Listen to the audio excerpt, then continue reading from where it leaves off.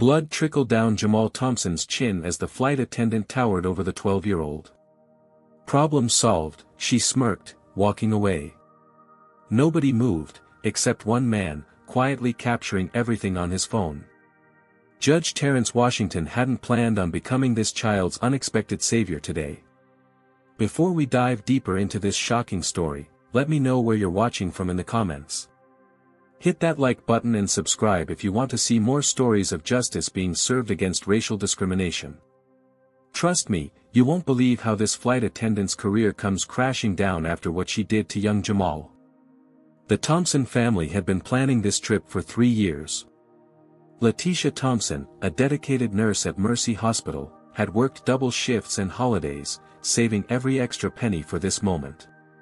Her children, 12-year-old Jamal and 8-year-old Zora, had never been on an airplane before, let alone visited Disney World. This was supposed to be the vacation of their dreams. "Mom, are we really going to fly in the sky today?" Zora asked, her eyes wide with wonder as they waited at the boarding gate. Her small hands clutched a well-loved Princess Tiana doll, her favorite Disney character. Jamal tried to act cool, but Letitia could see the nervous excitement in his eyes. At 12, he was at that age where he wanted to appear grown-up while still being very much a child. Tall for his age, with bright, intelligent eyes and a smile that could light up a room, Jamal had always been her sensitive one. He had been researching airplanes for weeks, memorizing facts about altitude and air pressure to calm his nerves. "Yes, baby. We're really going to fly today," Letitia assured her daughter, squeezing Jamal's shoulder. "And Jamal here knows everything about airplanes, don't you, son?" Jamal nodded, puffing his chest out slightly. "Did you know that most commercial airplanes fly at 35,000 feet? That's like 66 Empire State Buildings stacked on top of each other." "Wow!" Zora gasped, properly impressed. Letitia smiled, her heart full. This trip had cost them more than money. She'd missed school plays, parent-teacher conferences, and countless bedtime stories. But seeing her children's excitement made every sacrifice worth it. As they boarded Atlantic Skyways Flight 1382 to Orlando, Letitia couldn't help but notice how the flight attendant's smile disappeared when their boarding passes were scanned. Stephanie Donovan had been a flight attendant for 15 years, and she no longer bothered hiding her biases. The airline industry had changed, she often complained to colleagues. Too many budget travelers. Too many people who didn't understand proper airplane etiquette. Too many families with unruly children. But underneath these complaints lay something darker, something she kept slightly more hidden, though it influenced every interaction she had with passengers who didn't fit her preferred demographic. "Row 23, toward the back," she said curtly, barely looking at Letitia or her children. The Thompsons made their way down the narrow aisle, careful not to bump into seated passengers. When they reached their seats, Letitia helped Zora with her seatbelt before settling Jamal by the window, his preferred spot. "Look at those machines moving our luggage." Jamal pointed excitedly. His face pressed against the small oval window. "They're called ground support equipment. They can lift over 2,000 pounds at once." 2 rows ahead and across the aisle, a distinguished-looking man in his 60s glanced back at Jamal's enthusiastic commentary. Judge Terrence Washington smiled slightly, remembering when his own children had been that age. Now in his 32nd year on the federal bench, Washington was heading to Orlando for the National Conference of Federal Judges. He hadn't expected to be seated in economy class, an administrative error had canceled his first-class reservation, but he wasn't one to make a fuss about such things. As the boarding continued, Judge Washington noticed something odd. The same flight attendant who had been curt with the Thompson family was warmly welcoming white passengers, offering to help store luggage and providing pre-flight beverages to those in the first few rows. 30 minutes after takeoff, drink service began. Stephanie and another flight attendant named Marcus worked their way down the aisles with the beverage cart. Judge Washington observed as they served the first 15 rows, including his. He requested a simple water and received it with a professional smile from Stephanie. But when the cart passed the Thompson family, it continued to the next row without stopping. "Excuse me, miss?" Jamal raised his hand politely, the way he'd been taught to address adults. "I think you forgot us." Stephanie turned, her smile instantly vanishing. "We'll come back," she said, before turning away. But they didn't come back. The cart completed the service and returned to the galley. Letitia noticed her children watching other passengers enjoying their drinks. "It's okay," she whispered to Jamal, who looked confused. "I brought some juice boxes in my carry-on. We don't need their drinks." "But why didn't they stop for us, Mom?" Jamal persisted. "They stopped for everyone else." "Sometimes people forget," Letitia said, though she knew perfectly well what was happening. It wasn't the first time. She just hoped to shield her children from this reality for a little longer. When Marcus passed by their row again, Letitia gently stopped him. "Excuse me, could we please get some water for my children?" Marcus looked apologetic. "Of course, ma'am. I'm sorry about that. I'll be right back." A few minutes later, Stephanie returned instead of Marcus, carrying 3 plastic cups with minimal water, no ice. She practically dropped them on their tray tables, sloshing water over the sides. "There," she said flatly. "Thank you," Letitia replied calmly, though her heart raced with a familiar anger. "But could we possibly get some napkins for the spill?" Stephanie's eyes narrowed slightly. "We're running low on supplies. Use what you have." As she walked away, Judge Washington's attention was fully captured. He'd seen this behavior before, the selective service, the minimal compliance, the thinly veiled contempt. It was the kind of discrimination that happened countless times daily across America, small enough to be dismissed by those who didn't experience it but significant enough to remind those who did that they were seen as less than. He discreetly took out his phone, opened the note-taking app, and began documenting what he'd observed. 32 years on the bench had taught him the importance of contemporaneous notes, especially when something didn't feel right. The seatbelt sign flashed on with a soft ding as the captain's voice crackled through the cabin. "Folks, we're expecting some turbulence as we pass through this weather system. Flight attendants, please prepare the cabin and return to your seats." Letitia immediately checked that both Jamal and Zora had their seatbelts fastened securely. Zora clutched her Princess Tiana doll tighter, her eyes wide with concern. "Is the plane going to crash?" she whispered. "No, sweetie," Letitia assured her. "It's just like driving over a bumpy road. The pilot knows exactly what to do." Jamal, who had been researching airplanes for weeks before their trip, added confidently, "Planes are made to handle turbulence. The wings can actually bend up to 15 feet without breaking." The first jolt came without warning. The entire aircraft dropped suddenly before stabilizing. Several passengers gasped. Zora let out a small squeal, grabbing her mother's arm. "It's okay, baby," Letitia soothed, though her own knuckles were white against the armrest. The plane shuddered again, more violently this time. Jamal's cup of water, which had been resting on his tray table, tipped over, spilling onto his lap and the aisle floor. "Oh no," he exclaimed, trying to catch the cup as it rolled away. Letitia reached for the few cocktail napkins they had, quickly dabbing at Jamal's soaked pants. "What is going on back here?" Stephanie's sharp voice cut through the cabin noise as she appeared beside their row, seemingly materializing despite the seatbelt sign. "I'm sorry," Jamal said immediately. "The plane moved, and my water spilled." Stephanie's eyes narrowed at the puddle on the floor. "This is a safety hazard. Someone could slip and get hurt. We're trying to clean it up," Letitia explained, showing the soaked napkins. "Do you have any more napkins we could use?" "You should have secured your items properly," Stephanie said loudly, ignoring Letitia's request. "This is exactly why we give safety instructions at the beginning of each flight. Did you not listen to them?" Her voice carried across several rows, drawing unwanted attention from nearby passengers. Jamal's face flushed with embarrassment. It was an accident, Letitia said, keeping her voice measured and calm, though her heart raced. The turbulence. Everyone else managed to keep their beverages on their tray tables. Stephanie interrupted, gesturing around at the other passengers. Your son needs to be more careful. A few rows ahead, Judge Washington listened to the exchange with growing concern. The disparity in treatment was becoming impossible to ignore. He had seen at least 3 other spills during the turbulence, including one in first class, where the flight attendants had responded with extra napkins and offers to replace the beverages.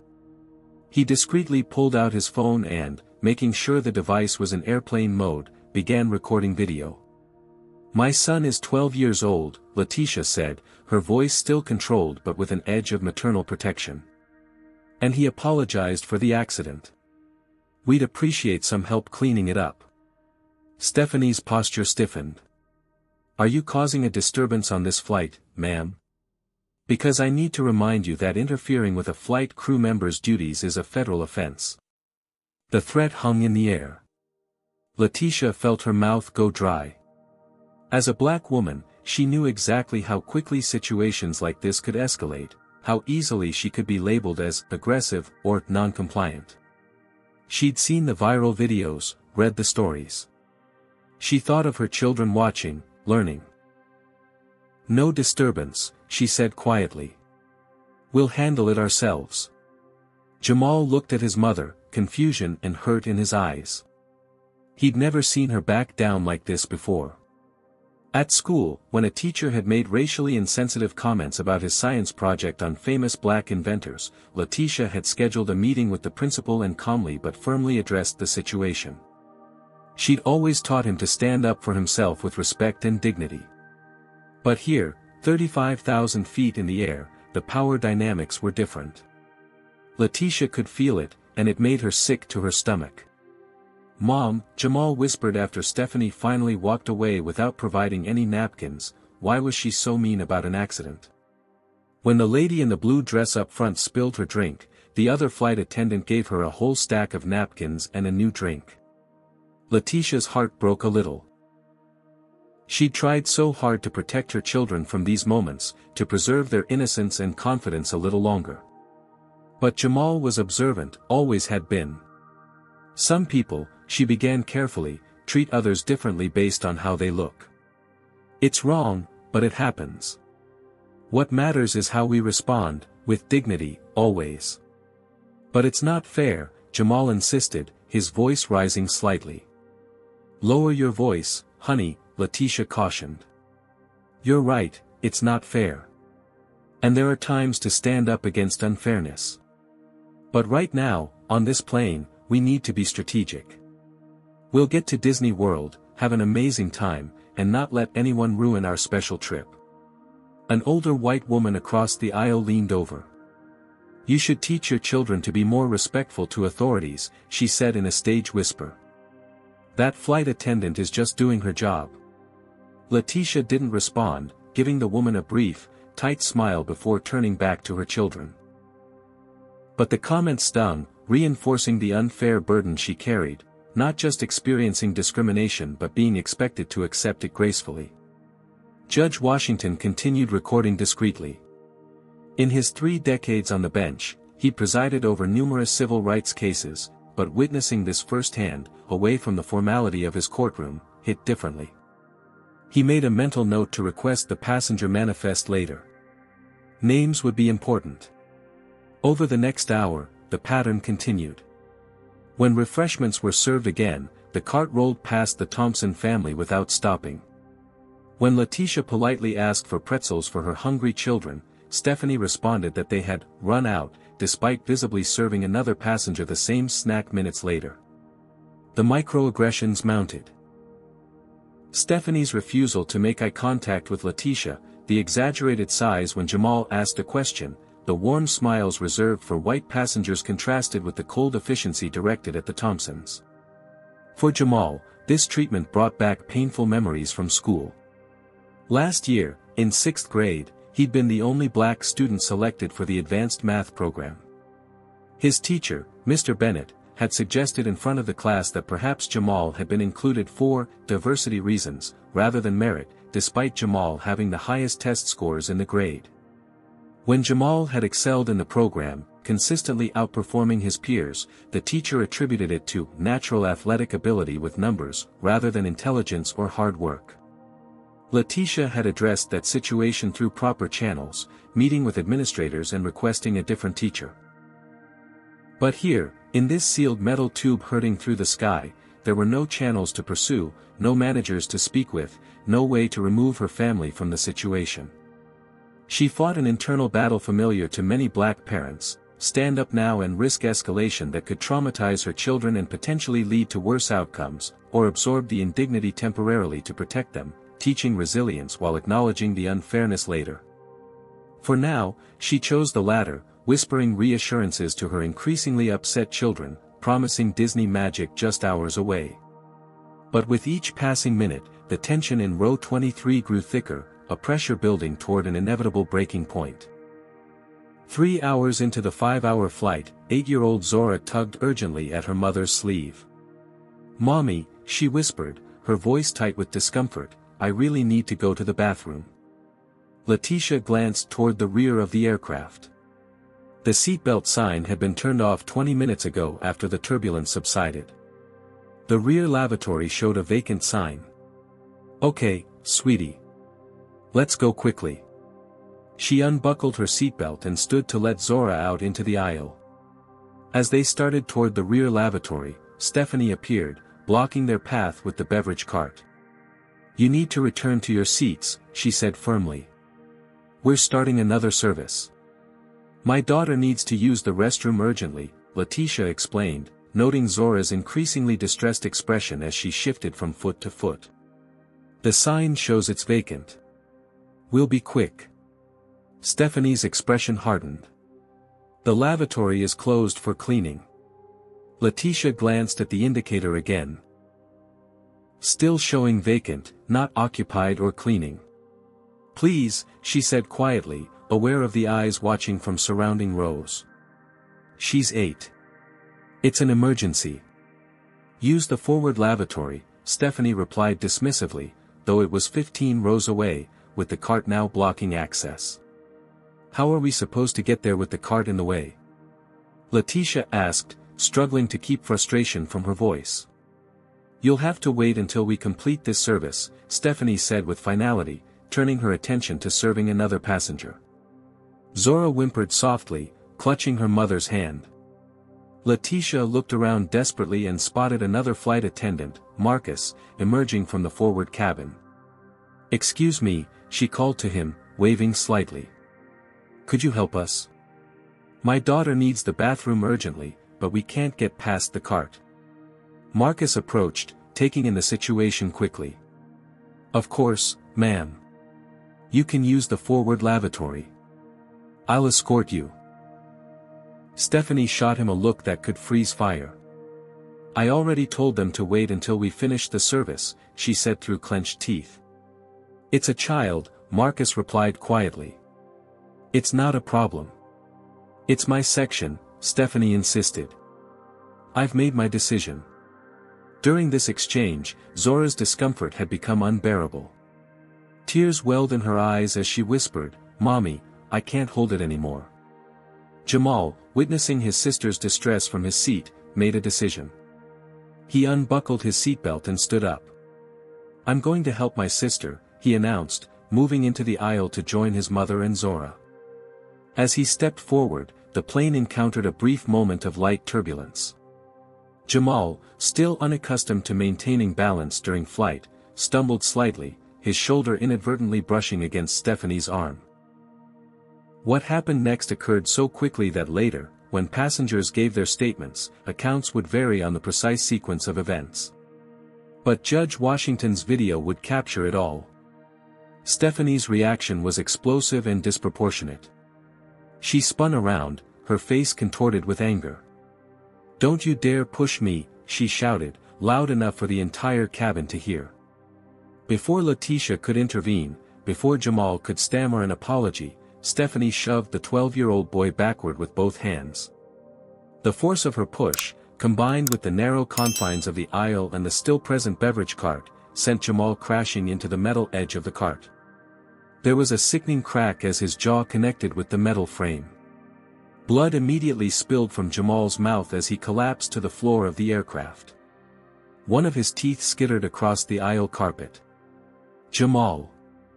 Letitia screamed, lunging toward her son as Zora began wailing in terror. The cabin erupted in chaos. Several passengers jumped to their feet. Someone shouted for a doctor. A woman in row 25 screamed. The captain's voice came over the intercom, demanding to know what was happening. Through it all, Stephanie stood frozen, seemingly shocked by her own actions. Then, as Letitia cradled her bleeding son, the flight attendant's expression changed from shock to calculation. "He attacked me," she declared loudly, backing away. Everyone saw it. This child attacked a flight attendant. Marcus stared at her in horror. "Stephanie, that's not what happened. I saw the whole thing. He pushed me first," she insisted, her voice rising hysterically. "I was defending myself." Judge Washington continued recording, making sure to capture not just the aftermath but Stephanie's attempts to rewrite the narrative in real time. In his 3 decades on the bench, he had seen many people try to craft false narratives after committing harmful acts. The pattern was familiar: claim victimhood, establish an alternative story quickly and loudly, create doubt before evidence could be gathered. Letitia barely heard any of this. Her focus was entirely on Jamal, whose face was rapidly swelling, blood continuing to pour from his mouth. "Baby, look at me," she pleaded, her nurse training kicking in despite her terror. "Can you move your jaw?" Jamal tried and immediately cried out in pain, the sound muffled and wet with blood. "It's broken," Letitia realized aloud, her voice breaking. "His jaw is broken." Zora stood frozen, her bathroom emergency forgotten in the trauma of seeing her brother injured and bleeding. Silent tears streamed down her face as she clutched her Princess Tiana doll so tightly that later, Letitia would find that one of the doll's arms had been twisted backward. The captain's voice came over the intercom again, this time with grim authority. "Ladies and gentlemen, due to a medical emergency, we are diverting to Hartsfield-Jackson Atlanta International Airport. Flight attendants, prepare the cabin for landing. We'll be on the ground in approximately 20 minutes. As the announcement ended, Stephanie was already on the cabin phone, presumably speaking to the captain. Her gestures were animated, her expression righteously indignant.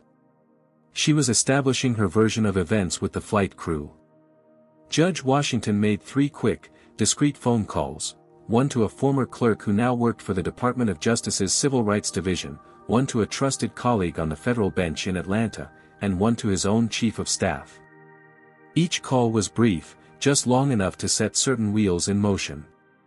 Meanwhile, Letitia held pressure against Jamal's bleeding mouth with the few cocktail napkins they had, which quickly became saturated with blood. No one, not even Marcus, had brought additional napkins or first aid supplies. "I want to go home," Jamal mumbled through his rapidly swelling jaw, the words nearly unintelligible. "I want to go home." "I know, baby," Letitia whispered, her own tears falling freely now. "I know." Their dream vacation, 3 years in the saving, lay in ruins around them, much like Jamal's broken tooth on the airplane carpet that no one had bothered to pick up. The aircraft touched down at Atlanta's Hartsfield-Jackson International Airport with a jolt that sent fresh pain shooting through Jamal's broken jaw. Letitia continued holding her blood-soaked napkin against her son's face, whispering reassurances even as her own hands trembled. "We've landed, baby. Help is coming." The captain's voice crackled over the intercom one final time, "Ladies and gentlemen, please remain seated with your seatbelts fastened. Law enforcement and medical personnel will be boarding the aircraft momentarily." Passengers murmured anxiously, many still standing despite the announcement, straining to see the injured boy. Cell phones recorded the scene from multiple angles, though none captured the full incident as clearly as Judge Washington's video. Stephanie had retreated to the front of the aircraft, where she stood conferring intensely with the other flight attendants.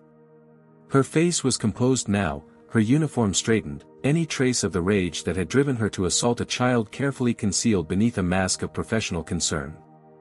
Marcus alone looked troubled, his gaze repeatedly returning to Jamal and Letitia. Within minutes, the aircraft door opened, and 3 airport police officers boarded, followed by paramedics with a stretcher. But instead of heading directly toward the visibly injured child, the officers approached Stephanie first.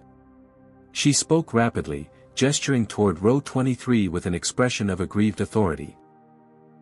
The lead officer, a square-jawed man with a buzz cut, nodded and then proceeded down the aisle, not toward Jamal, but toward him, his hand resting casually near his holster. "I understand there was an assault on a crew member," he stated, looking at Jamal with suspicion despite the boy's obvious injuries. "We need everyone involved to remain calm and follow instructions." Letitia's eyes widened in disbelief. "My son is the victim here. He needs medical attention immediately." "Ma'am, we need to secure the situation first," the officer replied firmly. "The flight attendant has reported being physically assaulted by your son, which is a federal offense. We need to take statements before." "Are you serious right now?" Letitia interrupted, her voice rising with incredulous anger. "Look at my child. A grown woman broke his jaw. She assaulted him, not the other way around." The second officer, a younger man, moved his hand to his taser.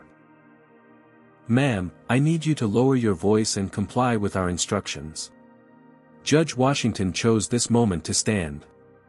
At 6'2", with silver hair and the commanding presence developed over 3 decades on the federal bench, he naturally drew attention. "Officers," he said, his deep voice carrying the unmistakable authority of someone accustomed to being listened to. "I am Federal Judge Terrence Washington, Northern District. I witnessed and recorded the entire incident. The flight attendant physically assaulted this child without provocation. Your first priority should be getting him medical attention, not securing a crime scene where the victim is being treated as a suspect." The officers hesitated, clearly unprepared for the intervention of a federal judge. The paramedics seized the moment of uncertainty to push forward. "We need to assess the patient now," the lead paramedic insisted, already kneeling beside Jamal. As the paramedics began examining Jamal, a flurry of conflicting passenger statements erupted throughout the cabin. "I saw the whole thing. That flight attendant pushed him for no reason," called a woman from row 22. "The boy was causing trouble the whole flight," countered an older man from row 20. "The attendant was just doing her job. She's been treating them differently from the moment they boarded," insisted a college-aged girl from row 24. "The boy bumped into her first," claimed another passenger. The third officer, recognizing the deteriorating situation, made a decision. "We're going to need statements from everyone. If you witnessed the incident, please remain on board until an investigator can speak with you. Those not involved may deplane once we've secured statements from the primary parties." An airline customer service representative boarded, looking harried and already in damage control mode. He headed straight for Stephanie, who was now dabbing at non-existent tears with a tissue. The paramedics had finished their initial assessment of Jamal. "He needs immediate transport to the hospital," the lead paramedic announced. "Definite mandibular fracture, possible concussion, significant soft tissue damage, and dental trauma." "I'm coming with him," Letitia stated in a tone that brooked no argument, gathering Zora with her free arm. "Ma'am," the first officer began, "we need your statement before." Judge Washington interrupted again. "Officer, I have your badge number, and I've already contacted the Department of Justice. This child needs medical care, and his mother, a registered nurse, should accompany him. You can take statements at the hospital if necessary." The mention of the Department of Justice caused a visible shift in the officer's demeanor. The lead officer nodded stiffly. "Fine. But we'll need contact information and statements later." As the paramedics prepared to move Jamal onto the stretcher, the customer service representative approached Letitia with a carefully practiced expression of corporate concern. Ms. Thompson, on behalf of Atlantic Skyways, I want to express our deepest regret about this unfortunate incident. If you could provide your contact information, we'd like to discuss compensation for your inconvenience and perhaps an alternative flight to your destination once your son is treated. Inconvenience? Letitia repeated incredulously. Your employee assaulted my child, broke his jaw, and you're calling it an inconvenience? The representative maintained his plastic smile. I understand you're upset. We'll conduct a full investigation, of course. In the meantime, the airline would like to offer accommodations in Atlanta and... Save it, Letitia cut him off. You'll be hearing from our attorney. As the paramedics began moving the stretcher with Jamal toward the exit, Stephanie called out from the front of the plane. He was disruptive the entire flight.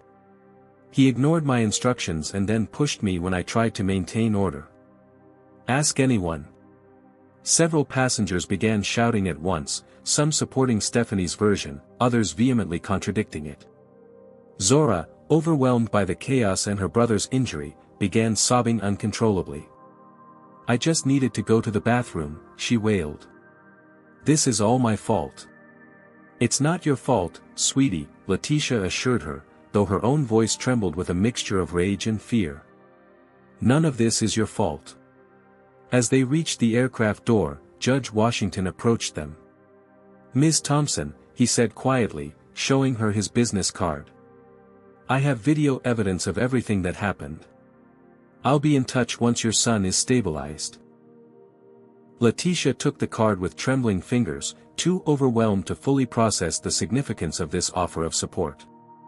Thank you, she managed. The customer service representative, overhearing this exchange, looked suddenly concerned. He pulled out his phone and stepped away, presumably to alert higher management. What would unfold from this point would be far more than anyone on that flight could have anticipated. A single act of racist aggression, captured on video by a federal judge, was about to spark a chain reaction that would expose not just one flight attendant's bigotry, but an entire system that had enabled and concealed such behavior for years. Have you ever witnessed discrimination but felt powerless to intervene?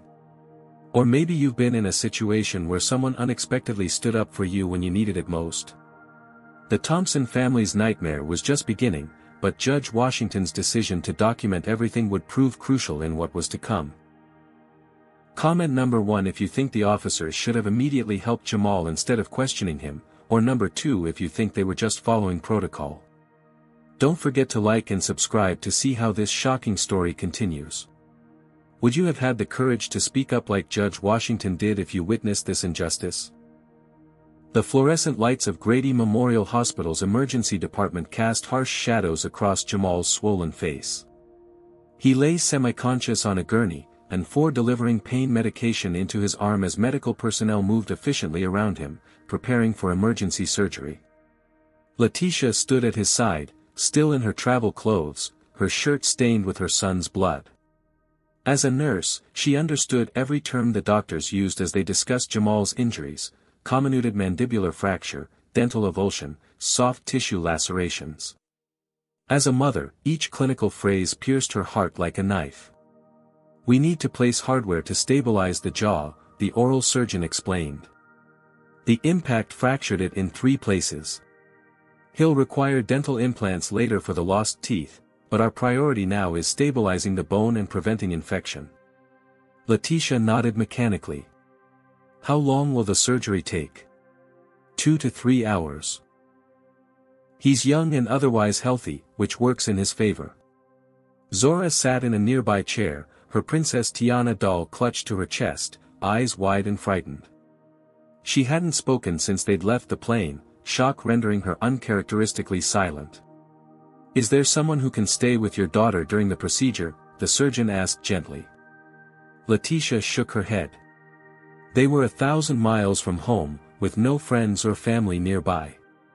Their luggage remained on the diverted flight, which had continued to Orlando after the delay. They had nothing but the clothes they wore and the contents of Letitia's purse. I can help with that. Letitia turned to find Judge Washington standing in the doorway of the treatment room. He'd followed them to the hospital after giving his initial statement to the airport police. "I've contacted a victim's advocate from the court to sit with your daughter during your son's surgery," he explained. "She's on her way. And I've taken the liberty of booking you a hotel room nearby for tonight. The hospital can arrange transportation." "Why are you doing this?" Letitia asked, too exhausted for pretense. "Because what happened to your son was wrong," he replied simply. "And because I'm in a position to help make it right." Before Letitia could respond, a new figure appeared in the doorway, a woman in a sleek pantsuit, her expression a careful blend of concern and calculation. "Ms. Thompson. I'm Veronica Daniels, Senior Customer Relations Manager for Atlantic Skyways. May I speak with you privately for a moment?" Judge Washington's expression hardened. "Ms. Thompson's son is about to undergo emergency surgery for injuries inflicted by your employee.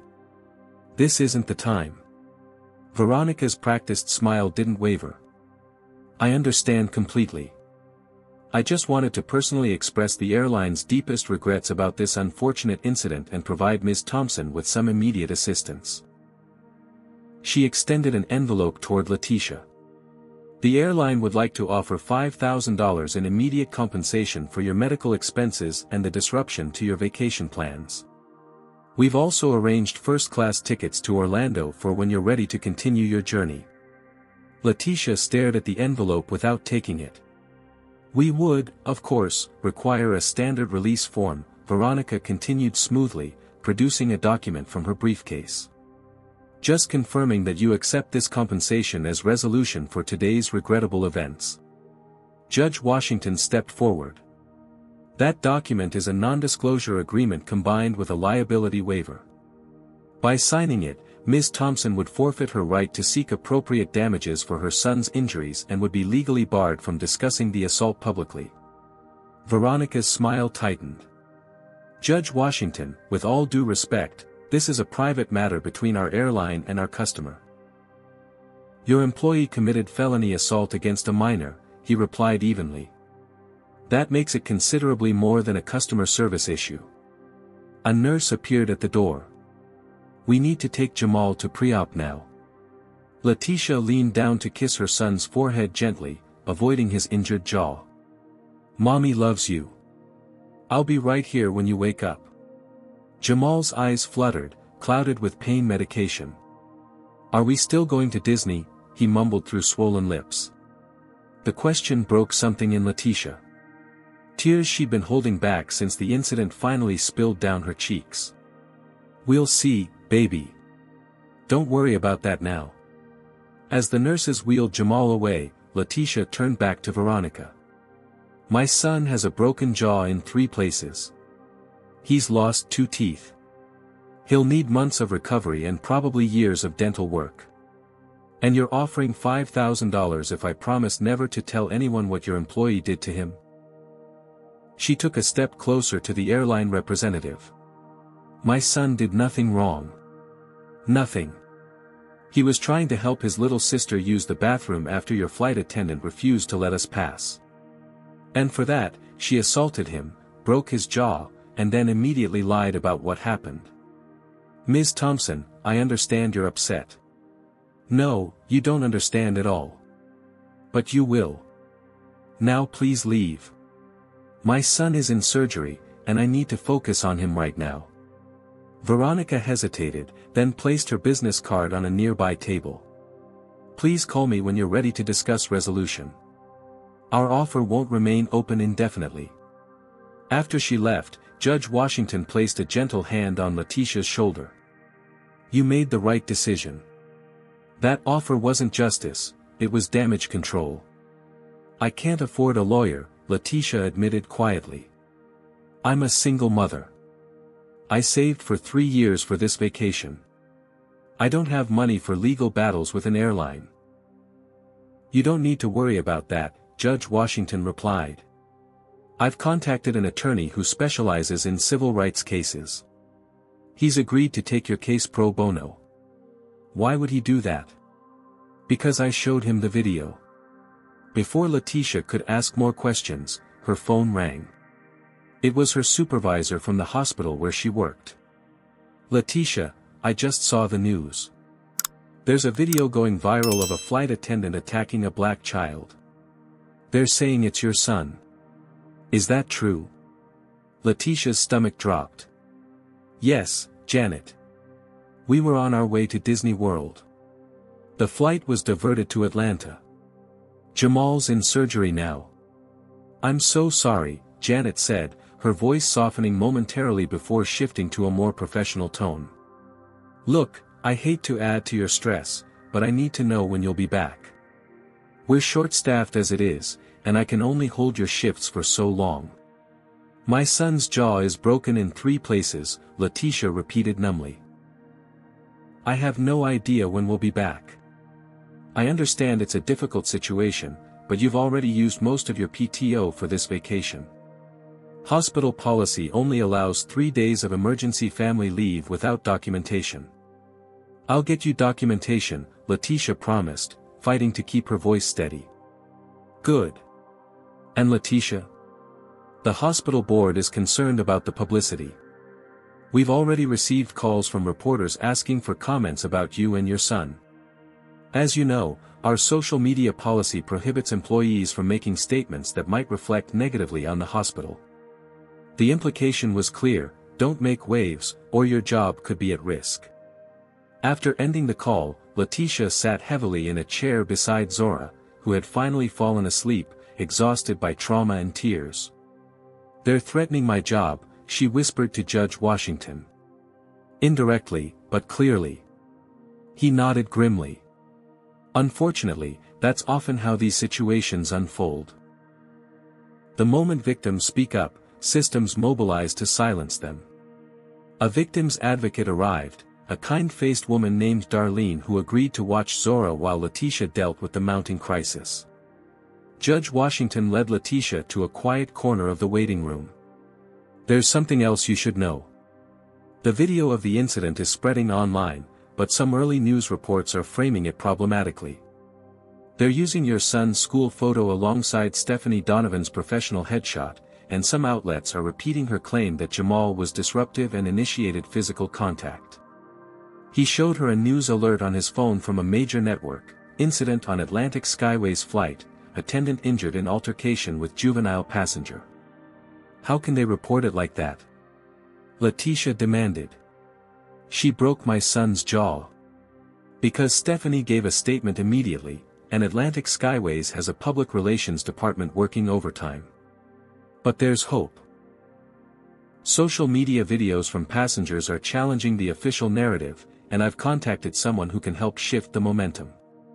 As if on cue, a tall black man in a perfectly tailored suit strode into the waiting room, radiating confidence and purpose. "Judge Washington," he greeted, shaking the older man's hand before turning to Letitia. "Ms. Thompson, I'm attorney Darius Foster. I understand your son has been the victim of a serious assault.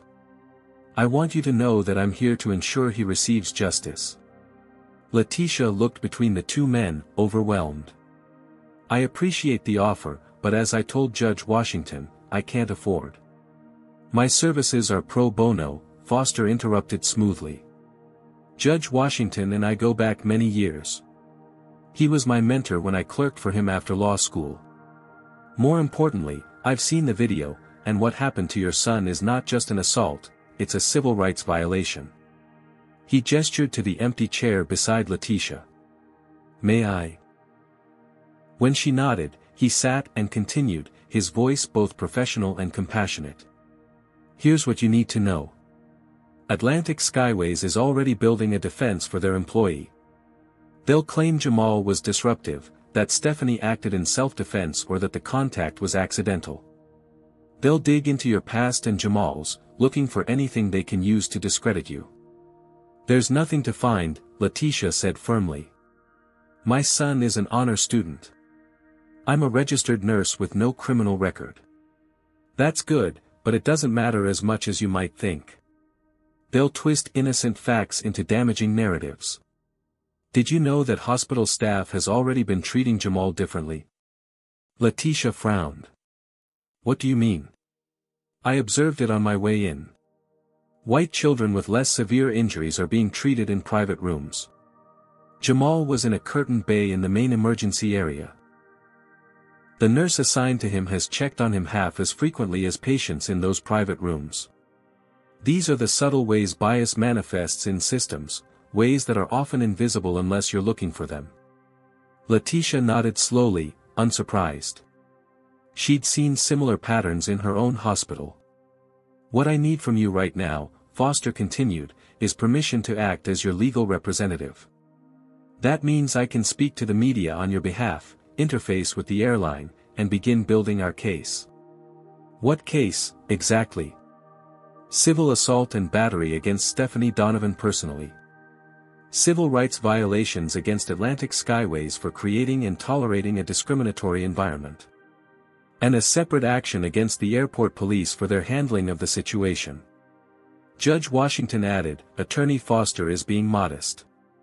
He's won 3 major civil rights cases against corporations larger than Atlantic Skyways.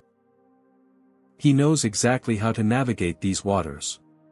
Before Letitia could respond, her phone buzzed with a notification. It was an email from Jamal's school principal. Dear Ms. Thompson, it began. We've become aware of an incident involving Jamal that has received media attention. While we support our students, we're concerned about potential disruption when classes resume. We'd like to discuss alternative learning arrangements until this situation resolves. Letitia stared at the screen in disbelief. They want to keep him out of school because he was assaulted? Because it might disrupt things? Foster wasn't surprised. It's another system protecting itself rather than the victim. May I? He held out his hand for the phone, and when Letitia handed it over, he read the email thoroughly. This is actually helpful for our case, he said after a moment. It demonstrates the cascading harm from the initial assault. Educational disruption, emotional distress, social isolation. He returned the phone and leaned forward, his expression intensely serious. Ms. Thompson, what happened to your son was not an isolated incident. It was the product of systemic biases that allowed Stephanie Donovan to feel empowered to act that way. And now those same systems are activating to protect themselves and her, rather than delivering justice to your son. Letitia looked toward the surgical wing where her son lay unconscious, his face broken, his vacation ruined, his school already pushing him away. What do we do now? She asked quietly. Now, Foster said with calm determination, we fight back. But this won't be quick or easy. The airline has already offered a settlement because they know they're vulnerable. But they'll escalate before they capitulate. Are you prepared for that? Letitia thought of Jamal's excitement about their trip, his resilience in the face of previous injustices, his confusion and pain on that airplane. She thought of Zora, traumatized by witnessing violence against her brother. Yes, she said firmly. I'm prepared. Foster nodded, satisfied with her resolve. Then let's get started. As they began discussing strategy, none of them noticed a man in a business suit watching them from across the waiting room, speaking quietly into his phone, an Atlantic Skyways executive, already reporting back to the airline's crisis management team about the new development. Federal Judge Terrence Washington had brought in attorney Darius Foster, and the Thompson family wasn't going to be silenced with a quick payoff and a non-disclosure agreement. The battle lines were being drawn, and what had begun as a simple family vacation was evolving into something much larger. A fight for justice that would expose not just one flight attendant's actions, but an entire industry's pattern of discrimination. 5 days after the incident, attorney Darius Foster stood on the steps of the federal courthouse in Atlanta, microphones clustered before him like metal flowers. Behind him stood Letitia Thompson, her face a careful mask of dignity despite her exhaustion. Jamal remained in the hospital, his jaw wired shut, unable to speak or eat solid food. Today, we have filed charges against Stephanie Donovan for felony assault of a minor, Foster announced to the assembled press. Additionally, we have initiated a civil rights lawsuit against Atlantic Skyways for fostering a discriminatory environment that emboldened Ms. Donovan to commit this unconscionable act of violence against a 12-year-old child. Questions erupted from the journalists. Is it true the boy pushed the flight attendant first? How much are you seeking in damages? What evidence do you have of discrimination? Foster raised a hand for quiet. We have irrefutable video evidence showing Ms. Donovan physically assaulting Jamal Thompson without provocation. This video, captured by federal judge Terrence Washington, who witnessed the entire incident, contradicts the false narrative initially put forward by Atlantic Skyways. He gestured to Letitia. Ms. Thompson would like to make a brief statement. Letitia stepped forward, her voice steady despite her inner turmoil. My son was excited to fly for the first time. He was going to Disney World, a trip we had saved for over 3 years. Instead, he's in a hospital bed with a shattered jaw, unable to speak, eat, or attend school. All because a flight attendant decided that a black child asking for help was a threat that justified violence. She paused, composing herself. Jamal has always been taught to be respectful, to follow rules, and to stand up for what's right. He did nothing wrong on that flight. Nothing. I'm pursuing this case not just for my son, but for every child who has been treated unjustly because of the color of their skin. As they fielded more questions, a sleek town car pulled up to the curb. A team of impeccably dressed individuals emerged, Atlantic Skyways legal representation, led by Harold Winters, a senior partner at one of the country's most prestigious corporate defense firms.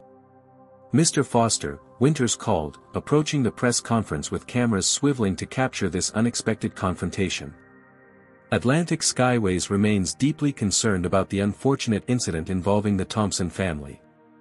We would welcome the opportunity to discuss an appropriate resolution without the need for protracted litigation. Foster smiled thinly.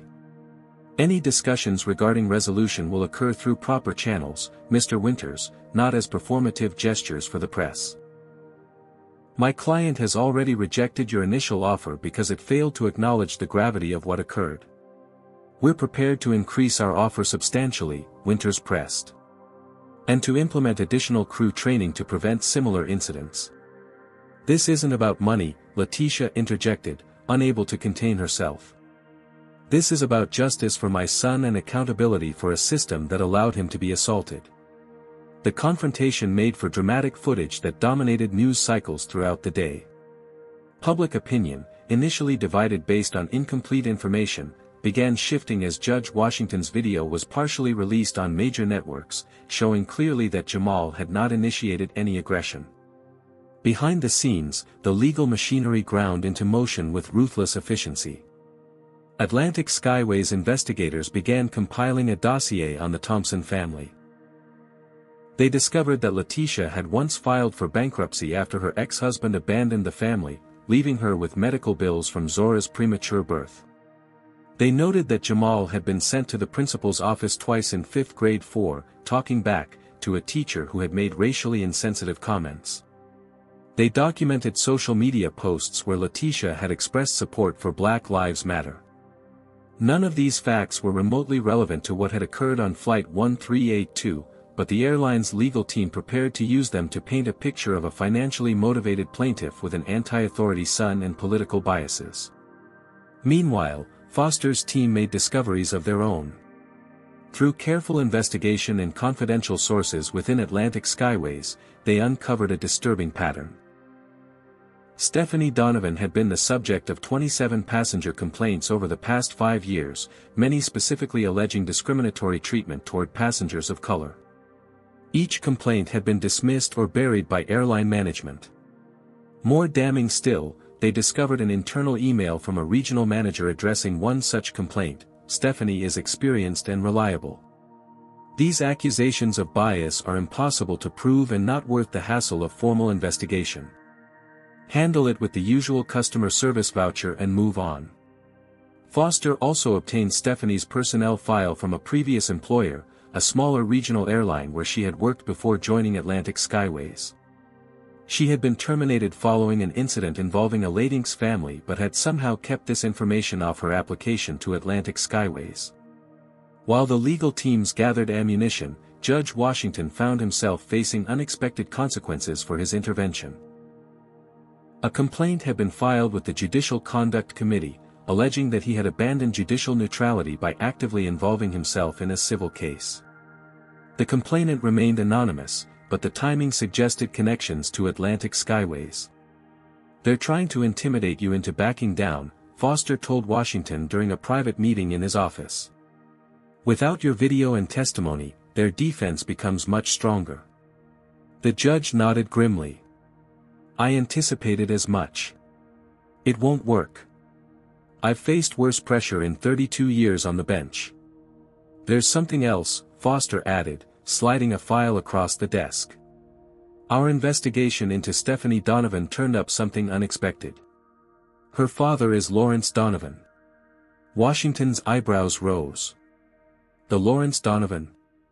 The hotel magnate?" "The same. And he owns 8% of Atlantic Skyways stock, making him one of their largest individual investors.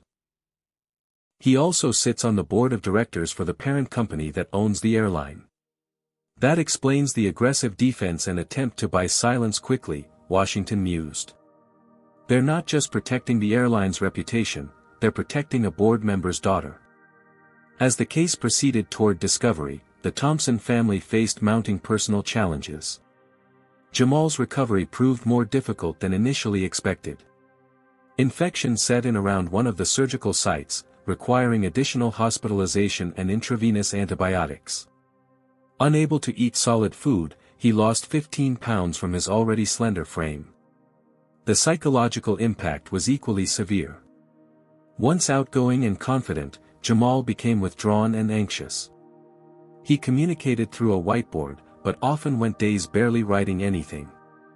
Nightmares disrupted his sleep, leaving him exhausted and depressed. Zora, traumatized by witnessing the assault on her brother, developed separation anxiety. She refused to leave Letitia's side, even to go to the bathroom, triggering painful memories of the incident that had started it all. Letitia, meanwhile, received notification that she had been placed on unpaid leave pending review of her compliance with hospital absence policies. The message was clear: pursuing the case against Atlantic Skyways might cost her the career she had built over 15 years. Their home in Charlotte became a target as well. Anonymous threats arrived by mail.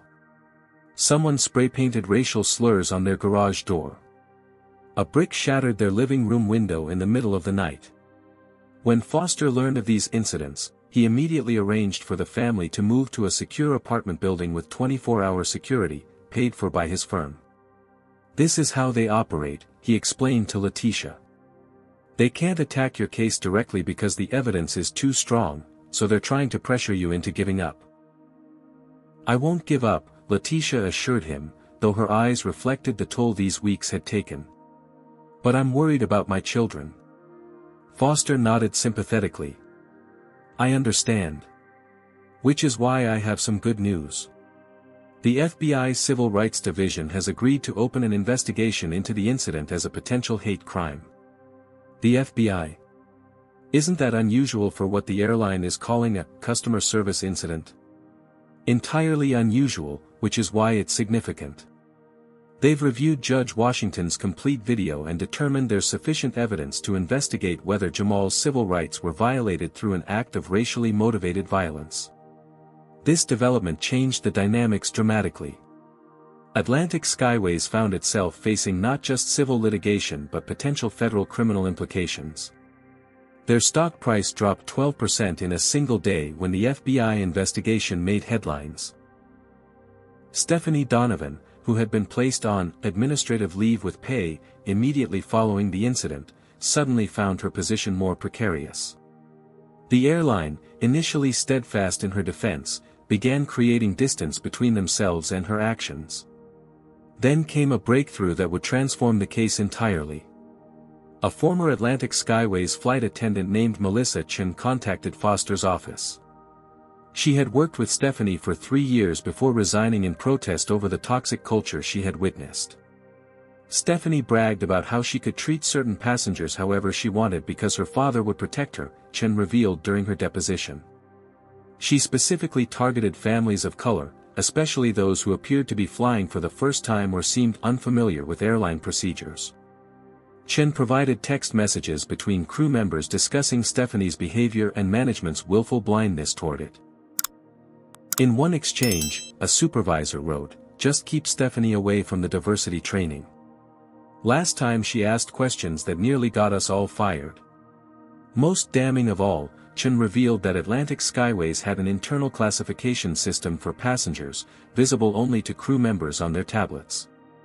Passengers were categorized by frequent flyer status, but also by what the airline called service optimization factors, a euphemism for demographic information including race, apparent income level, and English proficiency. "We were trained to provide appropriately tailored service, based on these factors," Chen explained. In practice, that meant first-class treatment for certain passengers and bare minimum service for others, particularly people of color traveling in economy.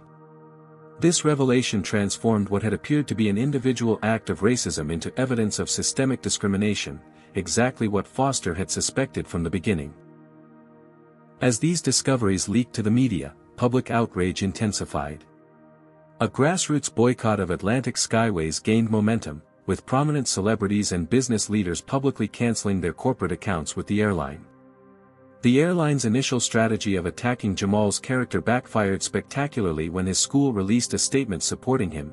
Jamal Thompson has consistently demonstrated exceptional character, academic excellence, and leadership among his peers. Any suggestion that his behavior contributed to this unfortunate incident contradicts everything we know about this outstanding young man.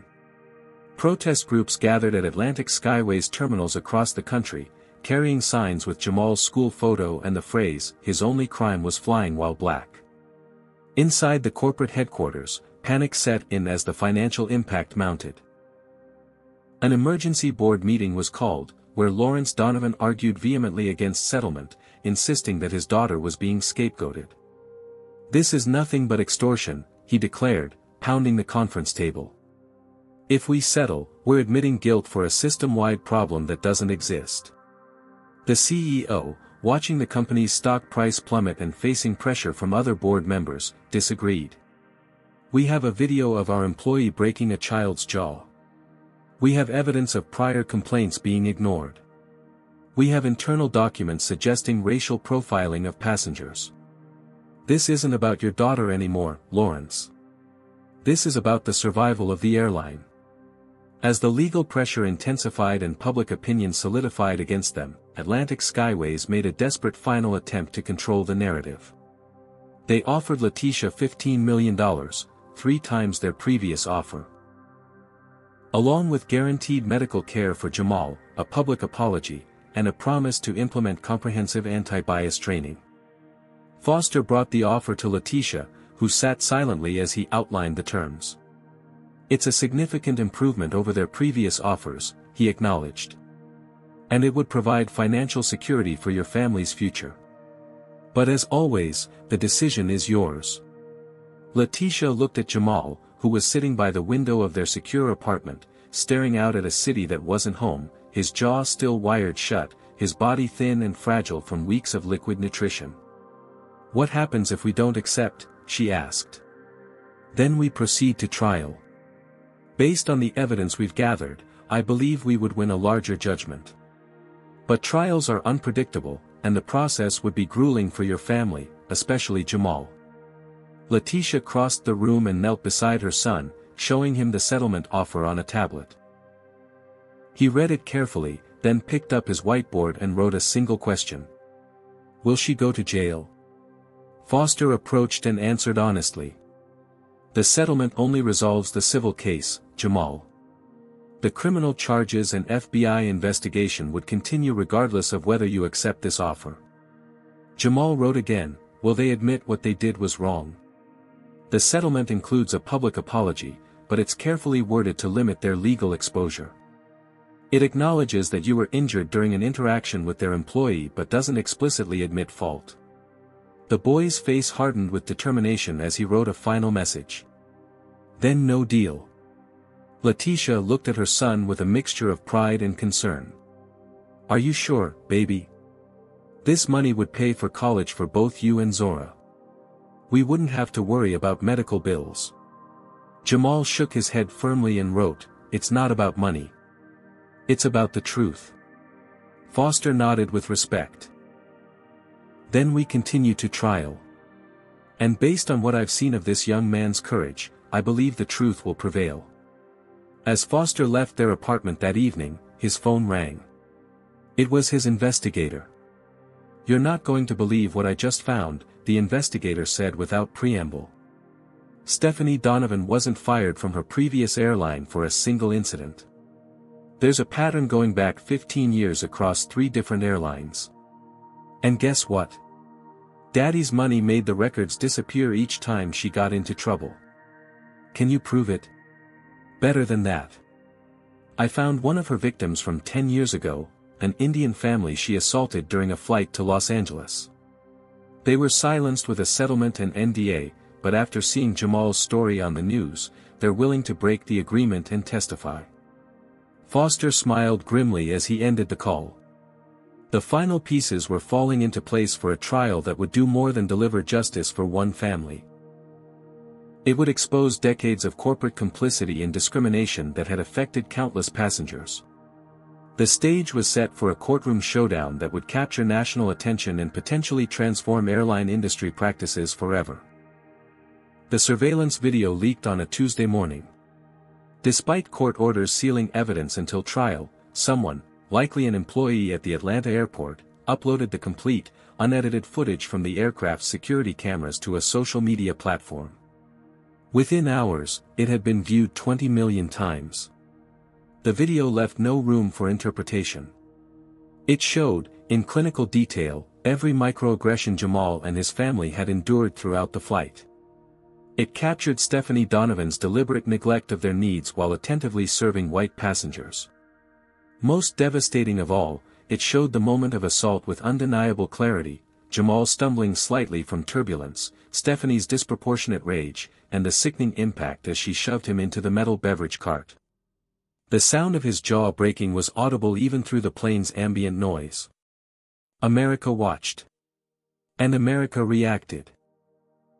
Protesters gathered outside Atlantic Skyway's headquarters in Dallas, their numbers growing from hundreds to thousands within days.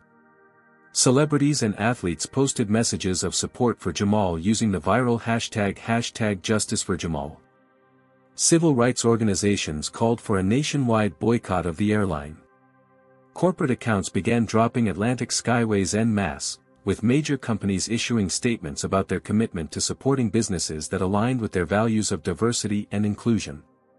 The airline's stock plummeted 28% in a single week. For Stephanie Donovan, the video's release transformed her from a controversial figure to a national pariah. Recognized in a grocery store, she was confronted by angry shoppers who followed her to her car, recording her on their phones while chanting, "Child abuser." Her home address was doxed online, forcing her to temporarily relocate.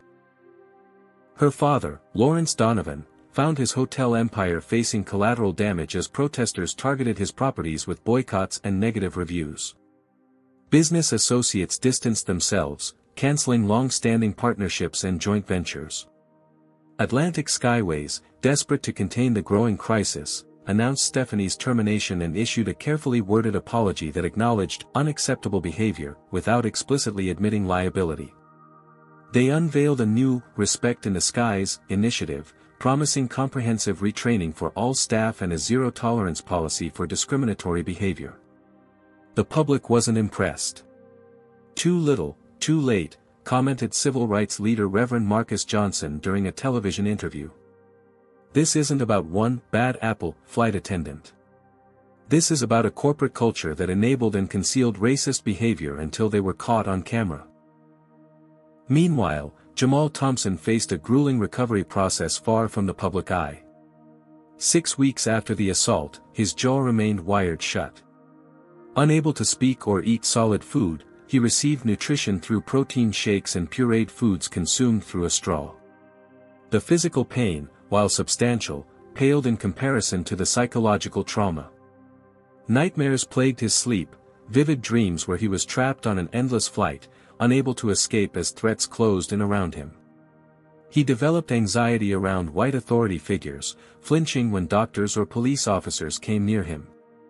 Once outgoing and eager to share his knowledge about everything from astronomy to sports, Jamal now communicated primarily through brief written notes, withdrawn into a protective shell of silence.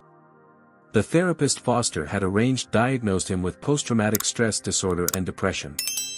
He blames himself, Letitia confided to Foster during a private meeting.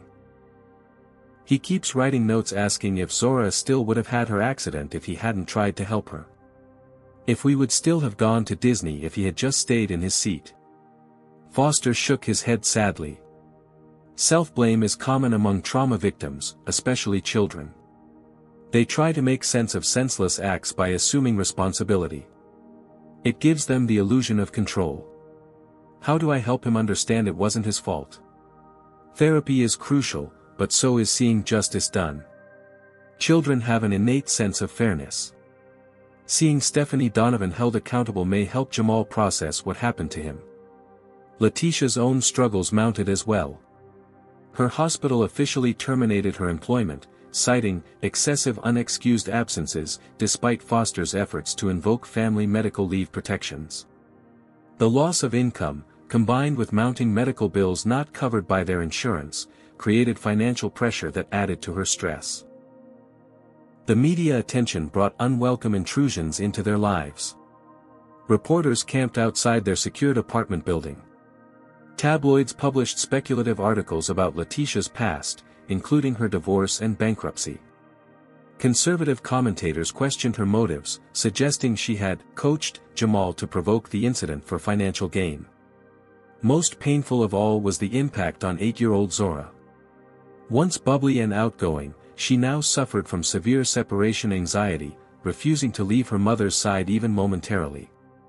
She developed a fear of public restrooms, associated with the traumatic catalyst of the incident. Night terrors disrupted her sleep, leaving her exhausted and irritable during the day. Her school performance, previously excellent, plummeted. Teachers reported that she couldn't focus in class and burst into tears when asked about her brother or their aborted Disney trip. The child psychologist diagnosed her with secondary trauma. Psychological injury sustained not from direct harm but from witnessing harm to a loved one.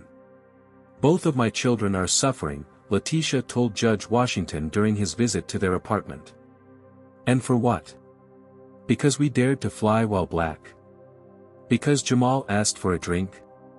Because Zora needed to use the bathroom? For nothing, the judge replied solemnly. There is no justification, no explanation that makes any sense of what happened to your family. But there can be accountability, and through that, perhaps some healing. The Thompson family's ordeal had triggered something larger than themselves. As news of the case spread, other victims of Stephanie Donovan began coming forward, breaking non-disclosure agreements to share similar experiences of discrimination and mistreatment. Melissa Rodriguez described how Stephanie had berated her family for speaking Spanish during a flight in 2019, threatening to have them removed from the aircraft for making other passengers uncomfortable. Dr. Amir Patel revealed that Stephanie had deliberately spilled hot coffee on his elderly mother during a flight in 2017, then claimed it was turbulence despite the smooth flying conditions. When he complained to the airline, he was offered vouchers and a non-disclosure agreement. James Washington, no relation to the judge, shared how Stephanie had accused his 14-year-old son of stealing another passenger's headphones in 2020, subjecting him to a humiliating public search despite the actual owner later finding them in an overhead bin. His family received a settlement and signed an NDA. Each story followed the same pattern: discriminatory treatment, clear racial targeting, complaints to the airline, and then settlements contingent on silence. A pattern that had allowed Stephanie to continue her behavior unchecked for years, protected by her father's influence and the company's desire to avoid negative publicity. Foster's investigation revealed another disturbing aspect of Atlantic Skyways operations, an internal program called passenger profile optimization.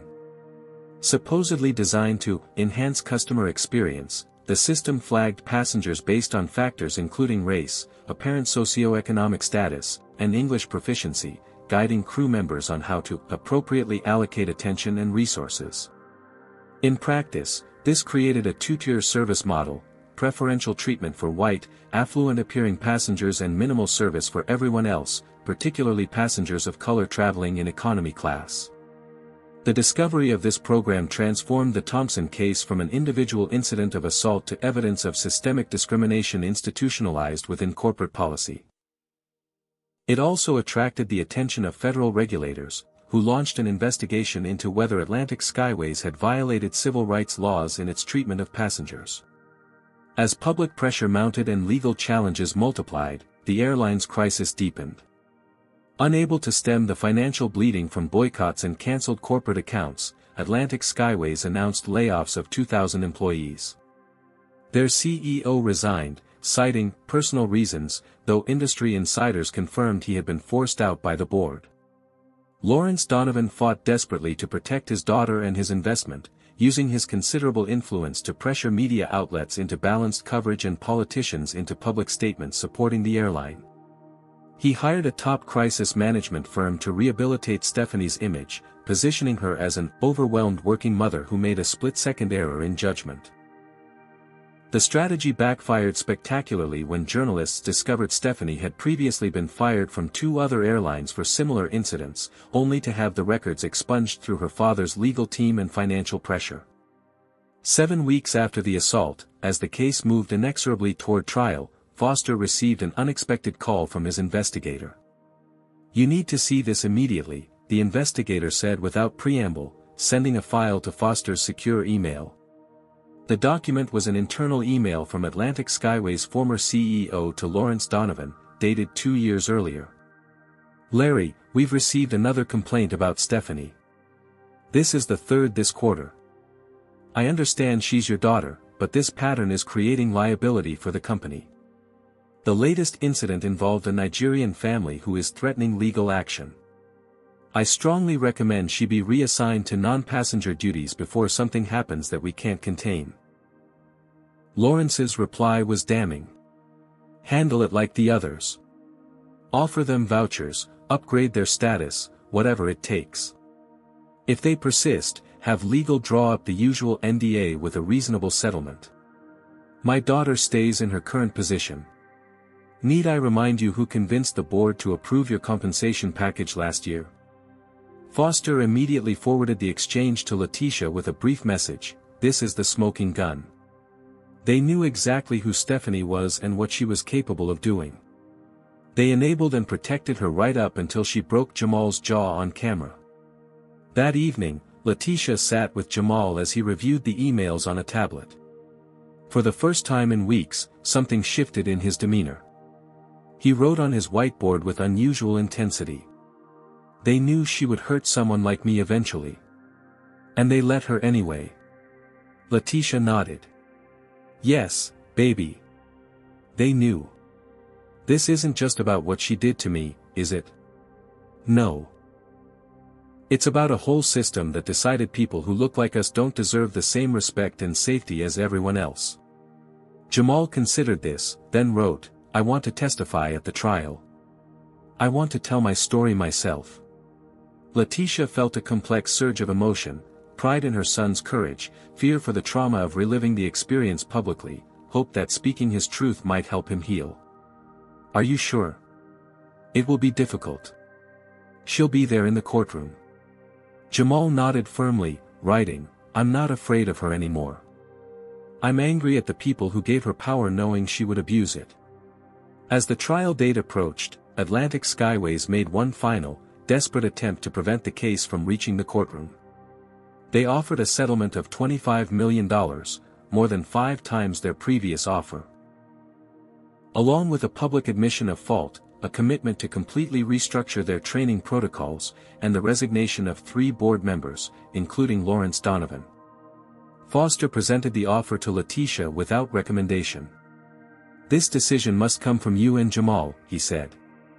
"The amount is substantial, enough to secure your family's future for generations.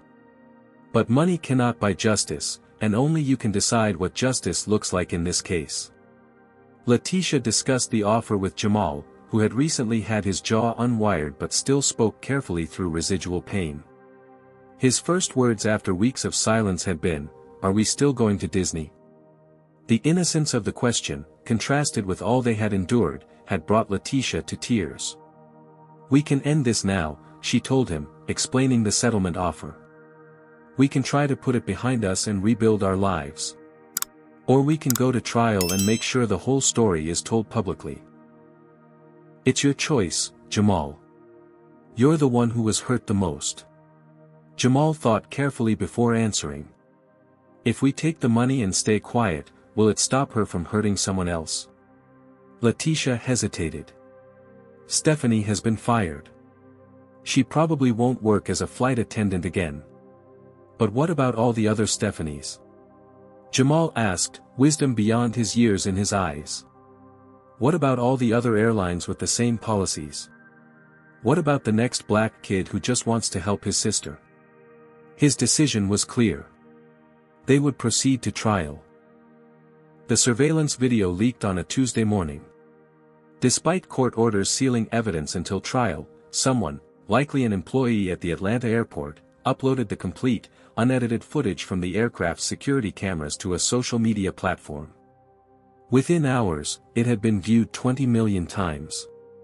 The video left no room for interpretation. It showed, in clinical detail, every microaggression Jamal and his family had endured throughout the flight. It captured Stephanie Donovan's deliberate neglect of their needs while attentively serving white passengers. Most devastating of all, it showed the moment of assault with undeniable clarity, Jamal stumbling slightly from turbulence, Stephanie's disproportionate rage, and the sickening impact as she shoved him into the metal beverage cart. The sound of his jaw breaking was audible even through the plane's ambient noise. America watched. And America reacted. Protesters gathered outside Atlantic Skyway's headquarters in Dallas, their numbers growing from hundreds to thousands within days. Celebrities and athletes posted messages of support for Jamal using the viral hashtag #JusticeForJamal. Civil rights organizations called for a nationwide boycott of the airline. Corporate accounts began dropping Atlantic Skyways en masse, with major companies issuing statements about their commitment to supporting businesses that aligned with their values of diversity and inclusion. The airline's stock plummeted 28% in a single week.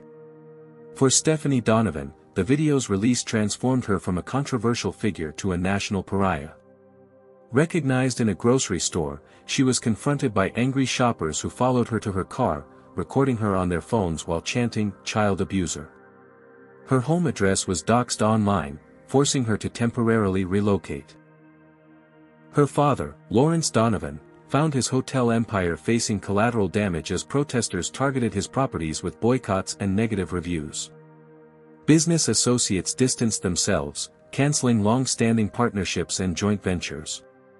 Atlantic Skyways, desperate to contain the growing crisis, announced Stephanie's termination and issued a carefully worded apology that acknowledged unacceptable behavior, without explicitly admitting liability. They unveiled a new Respect in the Skies initiative, promising comprehensive retraining for all staff and a zero-tolerance policy for discriminatory behavior. The public wasn't impressed.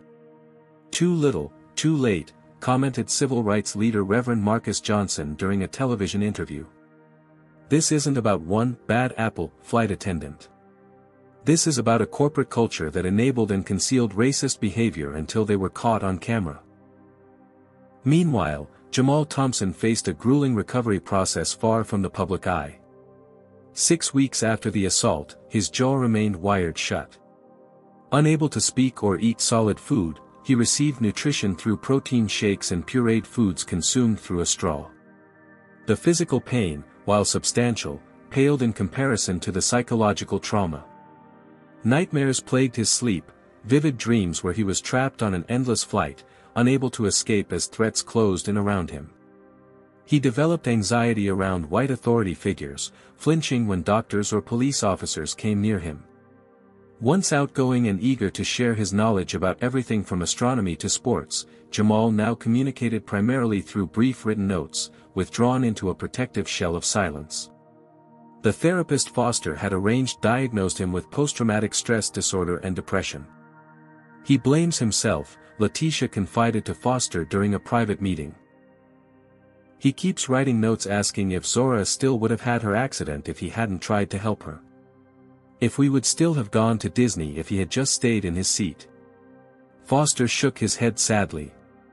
Self-blame is common among trauma victims, especially children. They try to make sense of senseless acts by assuming responsibility. It gives them the illusion of control. How do I help him understand it wasn't his fault? Therapy is crucial, but so is seeing justice done. Children have an innate sense of fairness. Seeing Stephanie Donovan held accountable may help Jamal process what happened to him. Letitia's own struggles mounted as well. Her hospital officially terminated her employment, citing excessive unexcused absences, despite Foster's efforts to invoke family medical leave protections. The loss of income, combined with mounting medical bills not covered by their insurance, created financial pressure that added to her stress. The media attention brought unwelcome intrusions into their lives. Reporters camped outside their secured apartment building. Tabloids published speculative articles about Letitia's past, including her divorce and bankruptcy. Conservative commentators questioned her motives, suggesting she had coached Jamal to provoke the incident for financial gain. Most painful of all was the impact on 8-year-old Zora.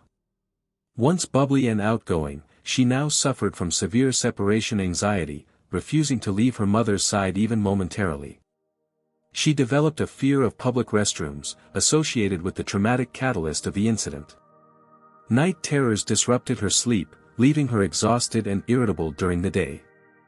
Her school performance, previously excellent, plummeted.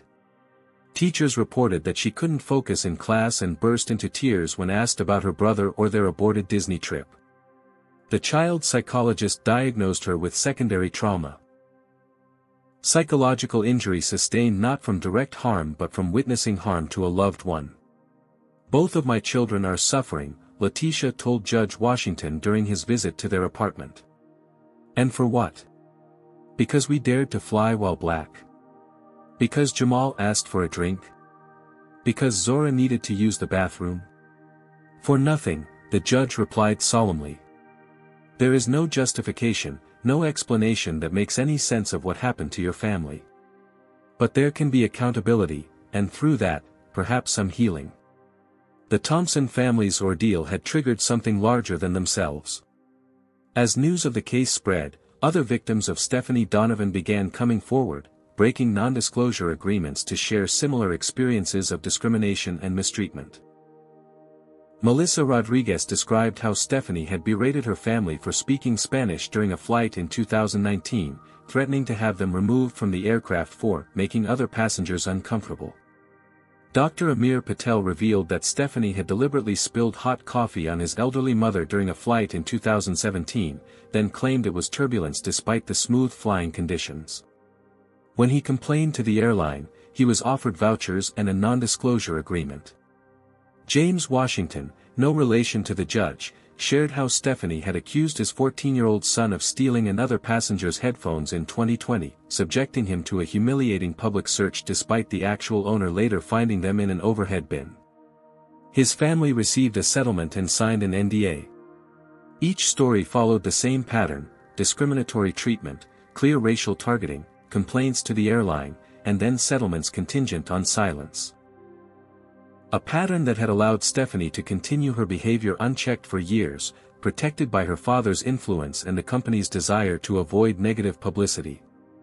Foster's investigation revealed another disturbing aspect of Atlantic Skyways operations, an internal program called passenger profile optimization.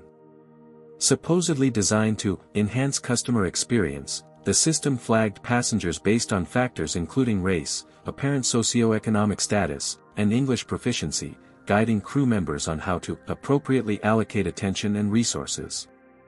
In practice, this created a two-tier service model: preferential treatment for white, affluent-appearing passengers and minimal service for everyone else, particularly passengers of color traveling in economy class. The discovery of this program transformed the Thompson case from an individual incident of assault to evidence of systemic discrimination institutionalized within corporate policy. It also attracted the attention of federal regulators, who launched an investigation into whether Atlantic Skyways had violated civil rights laws in its treatment of passengers. As public pressure mounted and legal challenges multiplied, the airline's crisis deepened. Unable to stem the financial bleeding from boycotts and cancelled corporate accounts, Atlantic Skyways announced layoffs of 2,000 employees. Their CEO resigned, citing personal reasons, though industry insiders confirmed he had been forced out by the board. Lawrence Donovan fought desperately to protect his daughter and his investment, using his considerable influence to pressure media outlets into balanced coverage and politicians into public statements supporting the airline.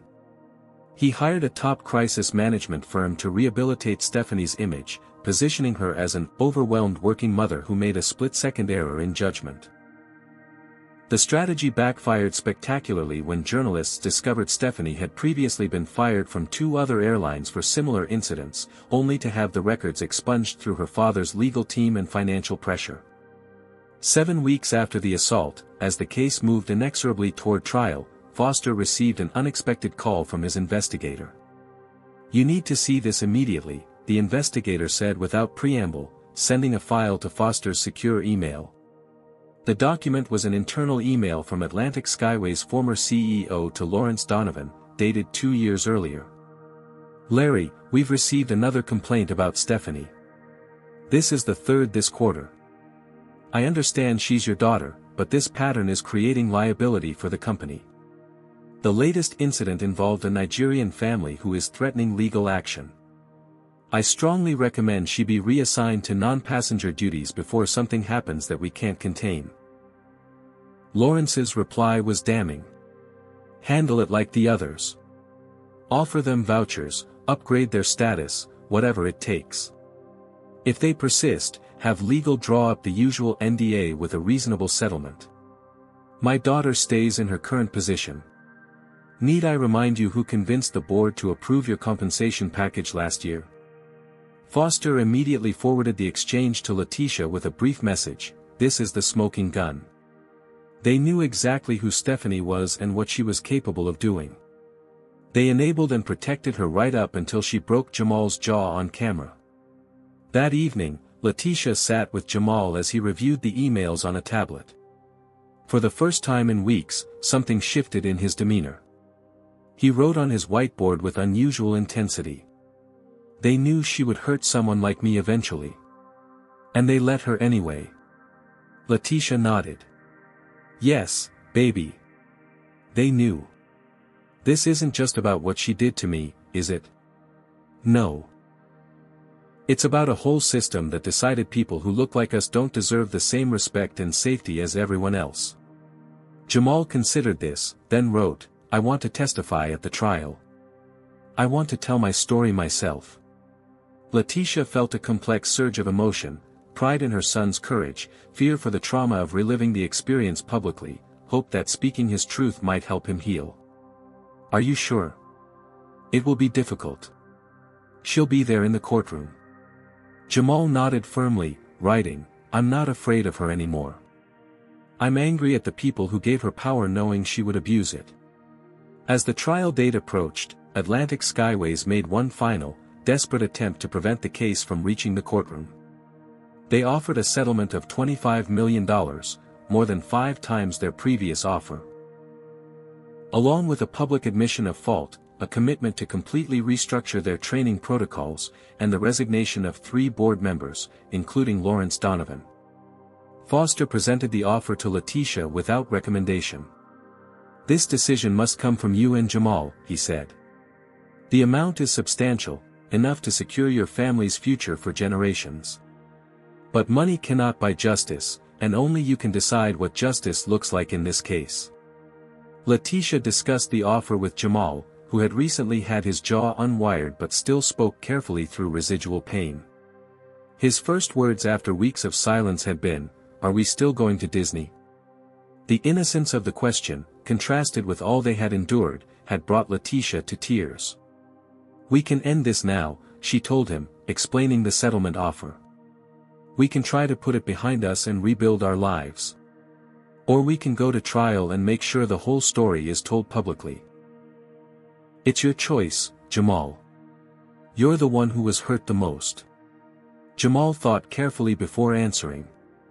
If we take the money and stay quiet, will it stop her from hurting someone else? Letitia hesitated. Stephanie has been fired. She probably won't work as a flight attendant again. But what about all the other Stephanies? Jamal asked, wisdom beyond his years in his eyes. What about all the other airlines with the same policies? What about the next black kid who just wants to help his sister? His decision was clear. They would proceed to trial. 1 year after the verdict, Jamal Thompson stood before a different audience. No longer in a courtroom but in the auditorium of his new school in Charlotte, he addressed his fellow students with the confidence of someone who had found his voice through adversity. Before I was assaulted, I didn't fully understand what racism looked like, he told the rapt audience of middle schoolers. I knew it existed from history books and my mom's warnings, but I thought it was mostly about people saying mean things or not getting invited to parties. I didn't understand how it could be built into systems and policies in ways that aren't always visible until they hurt you. The assault that had broken his jaw had also broken open a national conversation. The record-setting verdict against Atlantic Skyways had sent shockwaves through the airline industry and beyond, forcing companies to examine their own practices and policies. The Thompson family had indeed received justice, though the path had not been straightforward. Atlantic Skyways initially appealed the verdict, but facing bankruptcy from the massive judgment and the continuing boycott of their services, they ultimately negotiated a settlement, payment of the full compensatory damages, a reduced but still substantial punitive award, and most significantly, a commitment to structural reforms monitored by an independent civil rights commission. Stephanie Donovan had not escaped accountability. Found guilty of felony assault on a minor with hate crime enhancements, she had been sentenced to 4 years in prison. Her father's influence, once sufficient to erase consequences for her actions, had crumbled in the face of irrefutable video evidence and public outrage. Lawrence Donovan had been forced to resign from Atlantic Skyways' board of directors and had sold his ownership stake at a significant loss. His hotel empire had suffered as well, with several major chains cutting ties with his properties after the full extent of his role in enabling discrimination became public. For the Thompson family, the aftermath of the verdict had brought both healing and new purpose. Letitia had used part of the settlement to establish the Thompson Justice Foundation, a nonprofit organization dedicated to combating discrimination in transportation and public accommodations. The foundation provided legal support to victims of discrimination who lacked resources to fight corporate giants alone. What happened to Jamal wasn't unique, Letitia explained in an interview with a major news network. What was unique was having a federal judge witness it and having the resources to pursue justice. Most victims don't have those advantages, and their stories go untold. We're changing that. The foundation had already supported 15 cases against various transportation providers, securing both compensation for victims and commitments to policy changes. Letitia had found her calling as an advocate, leaving nursing to work full-time on expanding the foundation's reach. Zora, now 9 years old, had slowly recovered from the trauma of witnessing her brother's assault. Therapy had helped her process her feelings of guilt for needing the bathroom, the innocent catalyst for the violence that followed.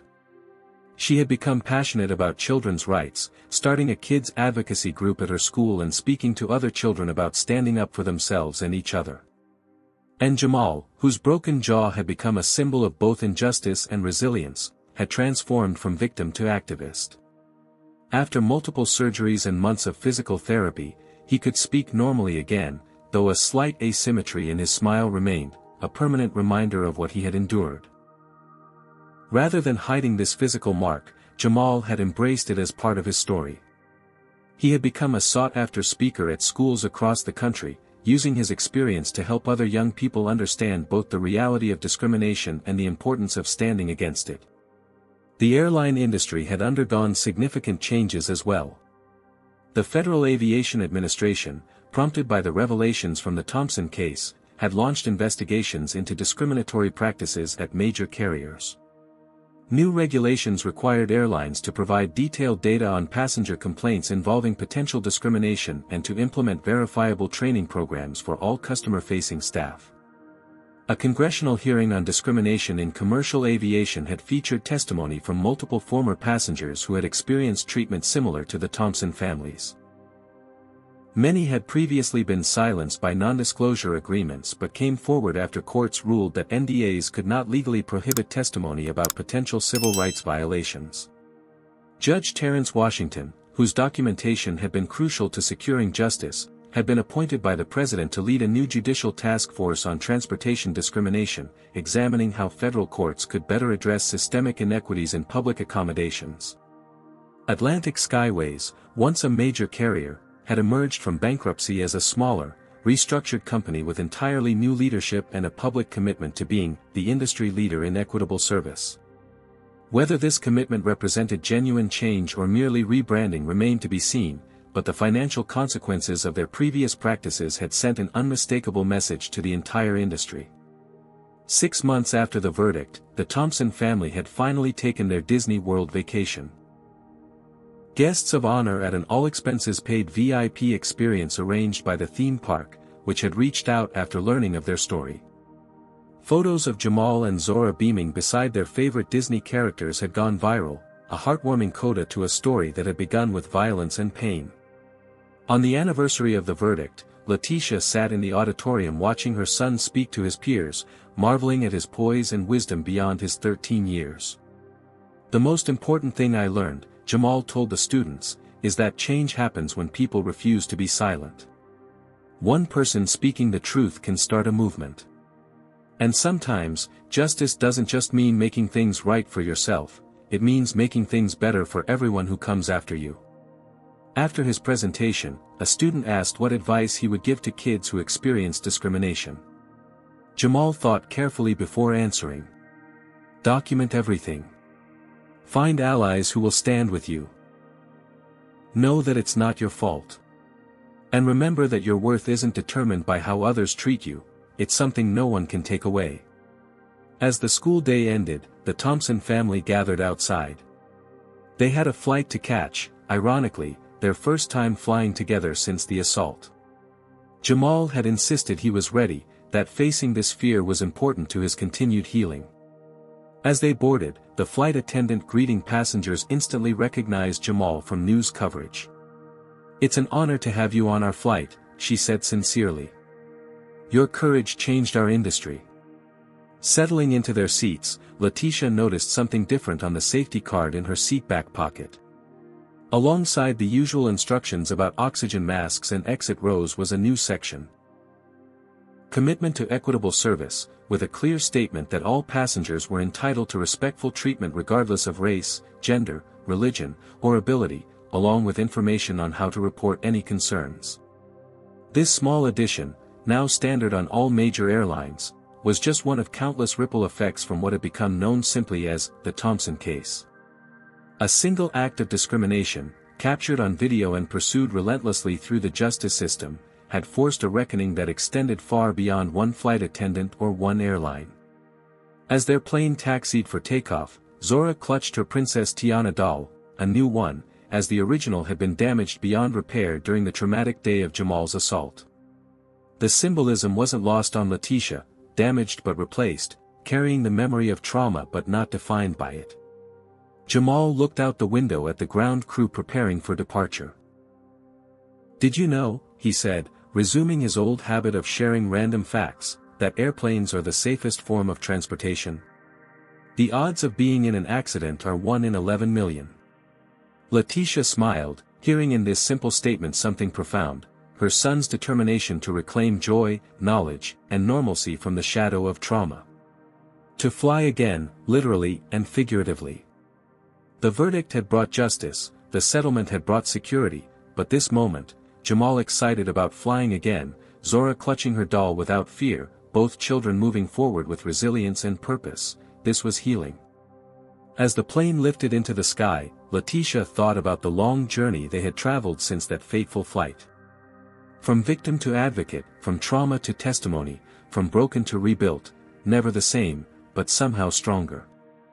What had begun with a flight attendant's act of racism had transformed into a movement for accountability and change. And while one family's story had captured national attention, the true measure of its impact would be in the countless untold stories, the discriminatory encounters that would never happen because systems had been changed, the children who would be treated with dignity because one boy and his mother had refused to be silenced.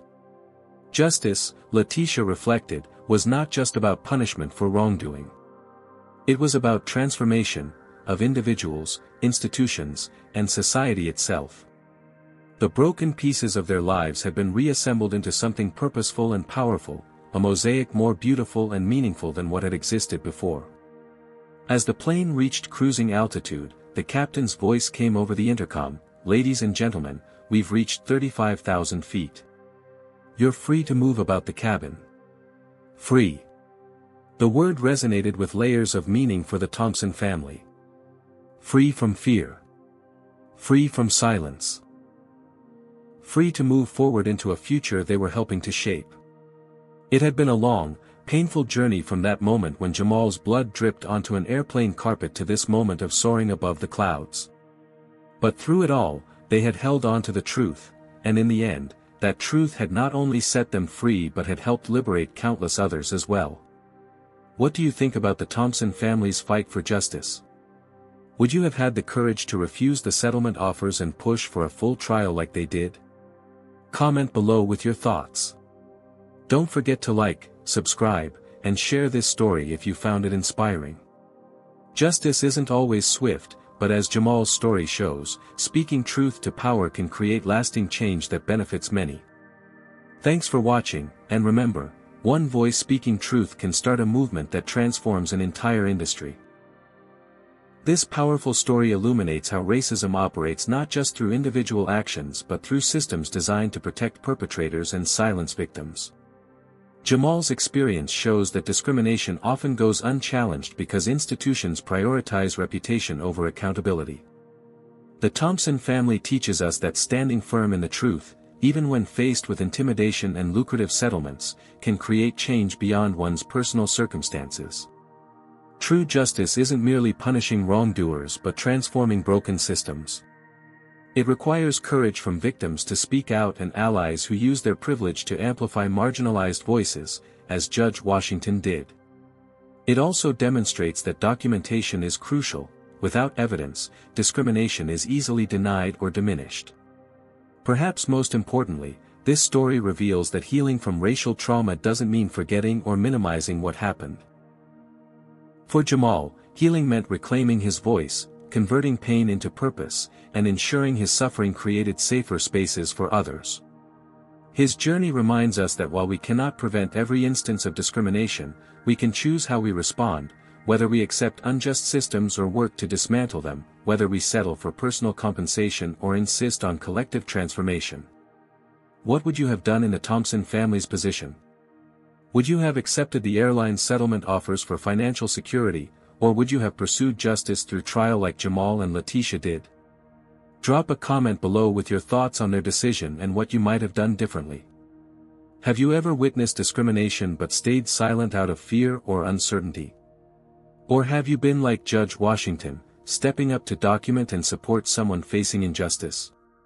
Share your experience and how it changed you.